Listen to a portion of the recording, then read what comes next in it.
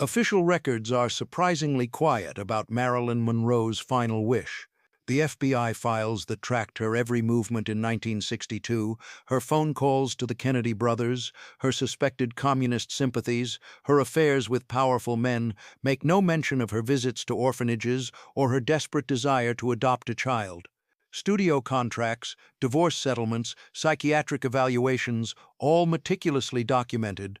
But the paperwork from a small Mexican orphanage in Tijuana, the visitor logs from February 1962 that recorded Marilyn Monroe in handwriting that staff members would later swear was hers, these documents were never meant for public consumption. They were private, sacred even, because they revealed something more vulnerable than any nude photograph, more intimate than any secret recording. They revealed that Marilyn Monroe, the woman who could have any man in the world, wanted something she could never have, a baby to call her own. Friends who were there remember her exact words, "What I want more than anything else, I want a baby." But wanting and having were two different things for a woman whose medical files documented 3 miscarriages, whose psychiatric records showed emotional instability, whose studio bosses saw her only as a sex symbol, never as a potential mother. 6 months after that orphanage visit, Marilyn would be dead at 36, found alone in her bedroom, her adoption dreams abandoned like so many other hopes in her short, brilliant, tragic life. The question that haunts those who know this story: what if they had let her adopt? Could motherhood have saved her? Before we continue with this untold story, please subscribe to our channel and hit the notification bell so you never miss the hidden truths about Hollywood's most iconic figures. To understand why Marilyn Monroe walked into that Tijuana orphanage in February 1962, you have to go back 3 decades earlier to a terrified little girl named Norma Jean Baker, who knew exactly what it felt like to be unwanted. The woman the world knew as Marilyn Monroe had spent the first 16 years of her life in a revolving door of foster homes and orphanages, never staying anywhere long enough to unpack her suitcase, never loved enough to believe she deserved permanence. Her mother Gladys had been institutionalized with paranoid schizophrenia when Norma Jean was just 7 years old. Her father was a name on a birth certificate, nothing more, a man who never acknowledged her existence. Norma Jean remembered pressing her face against the wire fence of the Los Angeles orphans' home, watching other children get picked up by smiling parents while she remained behind, unchosen, unwanted, convinced there was something fundamentally wrong with her that made her unlovable. Those memories carved grooves into her psyche so deep that even when she became Marilyn Monroe, even when she had fame and money and the adoration of millions, she could still feel that wire fence pressing against her small fingers. And now, in 1962, with 3 failed marriages behind her and 3 dead babies buried in her medical history, Marilyn had a chance to be on the other side of that fence. She could be the one doing the choosing. She could save a child from the loneliness she had endured. But Hollywood had other plans, and those plans didn't include Marilyn Monroe as a mother. The first miscarriage happened in 1957, during her marriage to playwright Arthur Miller. Marilyn had been ecstatic about the pregnancy, telling friends that motherhood was the role she was born to play. She decorated a nursery in their Connecticut farmhouse, painting the walls herself in soft yellow, buying tiny clothes that would never be worn, rocking in a chair meant for a baby who would never arrive. When she lost the pregnancy at 12 weeks, something inside Marilyn broke in a way that never fully healed. The second miscarriage came in 1958, and it nearly killed her. Not just emotionally, but physically. She hemorrhaged so badly that doctors weren't sure she would survive. Marilyn did survive, but the doctors told her what she already feared. Her body was damaged, scarred by years of studio-mandated abortions in her early career. The chances of her carrying a baby to term were almost non-existent. She got pregnant one more time in 1959. When she lost that 3rd baby, Marilyn stopped talking about pregnancy altogether. But the desire for motherhood didn't die. It mutated into something else, a determination that if her body couldn't create life, she would find life somewhere else. She would adopt. And in early 1962, that's exactly what she tried to do. But what happened next would reveal just how much Hollywood controlled every aspect of her existence, even her most private dreams. The orphanage in Tijuana was called Casa Hogar de los Niños, and it was not the kind of place celebrities typically visited. There were no photographers waiting outside, no press releases announcing Marilyn Monroe's charitable work. This wasn't a publicity stunt. This was personal. She drove across the border on a Tuesday morning in February, her famous face hidden behind oversized sunglasses and a scarf tied over her platinum hair. When she walked through the doors of Casa Hogar, the staff members didn't immediately recognize her. It wasn't until she removed her sunglasses that one of the nuns gasped and whispered, "Dios mío, es Marilyn Monroe." But by then Marilyn was already holding a 6-month-old baby girl, and the look on her face made it clear this wasn't a photo opportunity. This was the most important moment of her life. Witnesses who were there that day remember how Marilyn transformed when she held those babies. The sultry movie star persona disappeared completely, replaced by something raw and genuine and almost painful to watch. She cradled each infant with a tenderness that suggested she had been rehearsing for this role her entire life. She hummed to them, old songs from her own childhood. She asked the staff detailed questions about each child's history, their health, their needs. She wasn't shopping, she was connecting. Before she left, Marilyn filled out preliminary paperwork. She provided her legal name, her address in Brentwood, her financial information proving she could support a child. She told the director she would be back soon to finalize the adoption. She promised she would give one of these children the life she had never had. And then she drove back across the border into California, into the machinery of Hollywood, where her dreams would be systematically destroyed. Here's what most people don't understand about Hollywood in 1962. Studios didn't just control the movies their stars made. They controlled every aspect of their lives, who they married, who they divorced, how they looked, how they behaved, and absolutely whether or not they could have children. Marilyn Monroe was under contract to 20th Century Fox, and Fox executives had very specific ideas about her brand. She was the blonde bombshell, the sex symbol, the woman every man wanted and every woman wanted to be. Motherhood didn't fit that image. When word got back to the studio that Marilyn was pursuing adoption, and word always got back because Fox had people watching her constantly, the executives moved quickly to shut it down. They contacted her lawyers, her agents, the people who managed the business side of her existence. They made it clear that if Marilyn adopted a child as an unmarried woman, it would be a scandal that would destroy her career. But the studio pressure was only the beginning, because Marilyn had another vulnerability that made adoption nearly impossible: her psychiatric records. Since 1960, she had been seeing a psychiatrist named Dr. Ralph Greenson multiple times per week. She was taking prescription medications for depression and anxiety, barbiturates that were supposed to help her sleep, but were slowly killing her instead. She had been hospitalized at Payne Whitney Psychiatric Clinic in 1961 after what some called a nervous breakdown. And all of this meant that when the paperwork from Tijuana was eventually processed through official channels, Marilyn Monroe would be deemed an unfit mother, not because she didn't have enough love to give, but because Hollywood and the medical establishment had branded her as unstable, unreliable, incapable of caring for herself, let alone a child. In March 1962, a month after her visit to Tijuana, Marilyn received a call from a social worker representing the California Adoption Services. The woman's voice was professional but not unkind as she explained that Marilyn's application to adopt would require a full psychiatric evaluation. This was standard procedure, she said, nothing to worry about. But Marilyn knew immediately what it meant. The evaluation was conducted by a state-appointed psychiatrist who had full access to her medical records.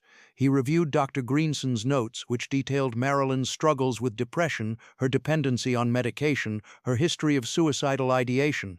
He read hospital reports from Payne Whitney that described her as emotionally fragile and requiring constant supervision. And based on this documentation, he wrote a report that concluded Marilyn Monroe lacked the emotional stability necessary to provide a safe and nurturing environment for a child. When Marilyn received the official letter denying her adoption application, she was alone in her Brentwood home. There was no one to comfort her when she read the words that confirmed what she had always feared, that she was too broken to be a mother, too damaged to be trusted with the care of a child. She had survived being unwanted as a child. She had survived 3 miscarriages. She had survived failed marriages and studio exploitation. But this rejection felt different. This felt final. Friends who saw her in the weeks after the denial said she seemed to give up, not all at once, but slowly, like someone who had been holding her breath underwater, finally realizing she didn't have the strength to reach the surface. But Marilyn didn't give up immediately. In April 1962, she started making phone calls to Tijuana, trying to find a way around the official denial. She called Casa Hogar directly, asking if there was any way to proceed with a private adoption. The director was sympathetic but firm. Mexican adoption laws required home studies and psychological clearances, especially for international adoptions. There was no back door, no exception, even for Marilyn Monroe. Desperate, Marilyn reached out to her lawyer, asking if there were other countries with less stringent adoption requirements. The answer was always the same. Every legitimate adoption agency would require proof of mental stability, and Marilyn's medical records told a story she couldn't rewrite. In May, 2 months after the official denial, Marilyn made one final phone call to the orphanage in Tijuana. Through tears, Marilyn asked about the 6-month-old girl she had connected with so deeply. Was she still there? Had anyone adopted her? The nun paused before answering. Yes, the baby was still there. No, no one had adopted her yet. And then the nun said something that would haunt Marilyn for the remaining months of her life. She reaches for the door every time it opens, like she's waiting for someone to come back for her. Marilyn hung up the phone and didn't call Mexico again. Because what could she say? That she had promised to come back but couldn't? That she wanted to be this child's mother but the world had decided she wasn't good enough? By June, Marilyn's life was unraveling in ways that seemed to validate every concern in that psychiatric report. She was fired from the film Something's Got to Give after showing up to the set late repeatedly, forgetting her lines, appearing so drugged that director George Cukor couldn't get usable footage. 20th Century Fox sued her for breach of contract. The press ran headlines calling her washed up, unreliable, finished. But the professional disaster was nothing compared to the personal devastation. Marilyn had pinned so much hope on the idea of adoption, on the fantasy that motherhood would give her purpose beyond the blonde bombshell image she had grown to hate. When that door closed, she didn't have a plan B. She just had the pills, the ones that let her sleep through the pain. Her consumption of barbiturates increased dramatically in the months after the adoption denial. Friends tried to intervene. Her former husband, Joe DiMaggio, called her frequently to check in. He could hear the slur in her voice, the defeat in her words.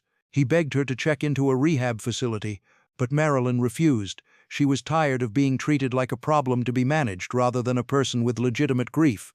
She was mourning the child she would never hold, the family she would never have, and in the background of all this unraveling, her affairs with President John F. Kennedy and his brother Robert Kennedy were becoming dangerously exposed, and powerful people wanted her silenced.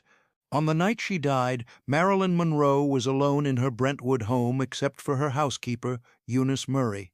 Marilyn's bedroom was cluttered with pill bottles, dozens of prescriptions from different doctors. On her nightstand was a framed photograph from her visit to the Tijuana orphanage, a picture of her holding the 6-month-old baby girl she had wanted to adopt. Friends said she kept that photo close, looking at it on nights when the loneliness became unbearable. Sometime between midnight and 3 in the morning on August 5th, Marilyn took what would be her final dose of barbiturates. Whether it was intentional or accidental remains disputed. What's not disputed is that she never woke up. Eunice Murray found her in the early morning hours, lying face down on her bed, already cold to the touch, one hand still clutching the telephone receiver. The official autopsy found high levels of nembutal and chloral hydrate in her system, enough to kill her several times over. The news of Marilyn Monroe's death shocked the world, but at Casa Hogar de los Niños in Tijuana, a nun grieved for the woman who had walked through their doors 6 months earlier with such desperate hope in her eyes, who had held their babies with such tender reverence, who had promised to come back and never did. And she grieved for the 6-month-old girl Marilyn had wanted to adopt, still waiting in a crib for someone to choose her, unaware that the famous woman who had briefly given her hope was now dead. That little girl was eventually adopted by a Mexican family 3 months after Marilyn's death. She grew up never knowing that she had almost been Marilyn Monroe's daughter, that she had almost been the child who could have changed the trajectory of a tragedy. After Marilyn's death, her psychiatrist, Dr. Ralph Greenson, went through her personal effects as part of settling her estate. Among her belongings, he found a journal she had been keeping in the final months of her life. Most of the entries were rambling and difficult to read, the handwriting shaky from medication, but one entry, dated March 15, 1962, just days after receiving the official adoption denial, was startlingly clear. In careful, deliberate handwriting, as if she had sobered up specifically to write these words, Marilyn had written, "They say I'm not stable enough to be a mother. But I was stable enough to be used by every studio executive, every director, every man who wanted me. I was stable enough to make millions of dollars for people who didn't care if I lived or died. I was stable enough to be a fantasy for men around the world. But I'm not stable enough to love a child. Maybe they're right. Maybe I'm too broken. Maybe Norma Jean should have stayed in that orphanage where she belonged." Dr. Greenson was reportedly devastated when he read that entry. He realized too late that the adoption denial had been a turning point for Marilyn, the moment when she stopped believing rescue was possible. Because there's a difference between losing something you never had and being told you're not worthy of having it in the first place. In 1987, a Mexican woman named Isabel Reyes gave an interview to a documentary filmmaker. Isabel had been adopted from Casa Hogar de los Niños in November 1962, 3 months after Marilyn's death. She had grown up in a loving middle-class family in Tijuana, become a teacher, married, had children of her own. Through orphanage records, through interviews with nuns who were still alive, Isabel learned that Marilyn Monroe had visited Casa Hogar in February of that year, and according to the nuns, the baby Marilyn had connected with most deeply, the child she had specifically requested to adopt, had been Isabel. The famous actress had held her, had hummed to her, had filled out paperwork naming her as the child she wanted to take home. If the adoption had gone through, Isabel Reyes would have been Isabel Monroe. When the documentary filmmaker asked Isabel how she felt about this, she paused for a long time. Finally, she said, "I feel sad for her. Not for me. I had a beautiful childhood with parents who loved me. But for Marilyn, who wanted so desperately to be a mother and was told she wasn't good enough, I wish I could go back in time and tell her that she would have been a wonderful mother, that she was enough, that she was always enough." Marilyn Monroe died at 36 years old without ever becoming a mother. She died without the family she had spent her entire life trying to create. But in the decades since her death, something interesting has happened. People have started recognizing Marilyn not just as a sex symbol, but as a symbol of the cost of fame, the exploitation of women in entertainment, the way society discards people who stop being useful. And specifically regarding her failed adoption attempt, Marilyn has become an accidental advocate for adoption reform. Her story has been cited in academic papers about how mental health stigma affects adoption eligibility. Support groups for women dealing with infertility and failed adoptions reference her experience as proof that they're not alone. Adoption agencies have used her case as an example of how not to evaluate prospective parents. There's a memorial bench in Westwood Village Memorial Park, near where Marilyn is buried. It was installed by a group of adoption advocates in 1992 on the 30th anniversary of her death. The plaque reads, "For Marilyn Monroe, who wanted nothing more than to be someone's mother, and for all the children still waiting to be chosen." Marilyn Monroe never got her miracle baby, but she became a symbol for millions of women who keep fighting for theirs. And maybe in some small way, that's the motherhood legacy she never got to create in life but built anyway in death. The most devastating question about Marilyn Monroe's death isn't whether it was suicide or murder, though that debate continues. The most devastating question is simpler and more profound. Would becoming a mother have saved her?